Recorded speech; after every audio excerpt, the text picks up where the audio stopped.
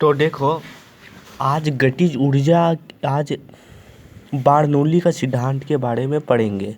ये तो बॉयल का नियम है, ये बाद में पढ़ाएंगे, समझे। तो क्या है उसका सिद्धांत?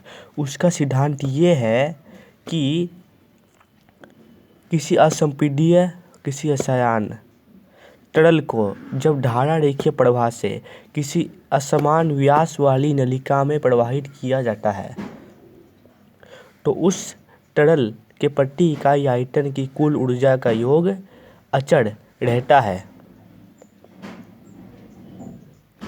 अर्थात एक नियतांक रहता है। तो अब समझो, मतलब वैसा तरल जो श्यानता, जिसमें श्यानता का गुण नहीं है। अब असमान नली क्या है? ट्रेन जा रही है तो ट्रेन के रास्ते को असमान नलिका मान लो, हवा को एक तरल मान लो, समझे। हवा खड़ी है, ट्रेन आई, हवा को धक्का मारा, तो अब क्या होगा? ट्रेन में 3 प्रकार की ऊर्जा काम कर रही है। मान लेते हैं उन ऊर्जाओं का योग 100 है, 100 नहीं होता, 100 है। तो अब 100 है, तो धक्का मारने के बाद भी उनका योग 100 ही रहेगा। परंतु यहाँ पे क्या हो जाएगा? गतिज ऊर्जा 90 पे आ जाएगी और बाकी ऊर्जाएं 10 पे सिमट जाएगी, जिससे उसका वेग बढ़ जाएगा। जिससे क्या होगा? उसका वेग बढ़ जाएगा। जब हवा ऐसे खड़ी थी और ट्रेन ने उसे धक्का नहीं मारा था, तब वहाँ पे क्या था? गतिज ऊर्जा 20 पे थी और बाकी ऊर्जाएं अधिक थी। अच्छा, अब यहाँ पे तरल को असायान क्यों कहा है?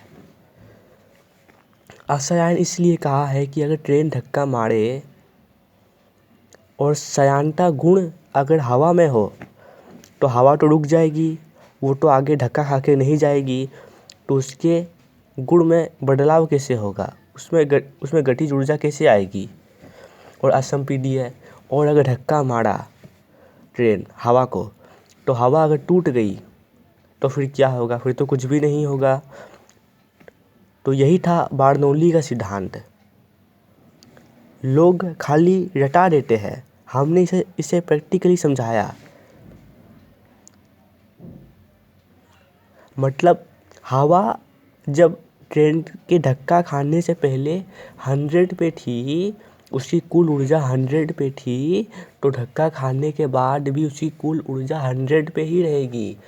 बस कुछ ऊर्जाएं ऊपर आ जाएगी, कुछ ऊर्जाएं नीचे चली जाएंगी, पर उनका जब योग करोगे तो 100 ही रहेगी। यह है प्रैक्टिकली ज्ञान, यह है प्रैक्टिकली ज्ञान, समझे। हम रटाए नहीं है चीज़ को, ये बार बार समझाएंगे।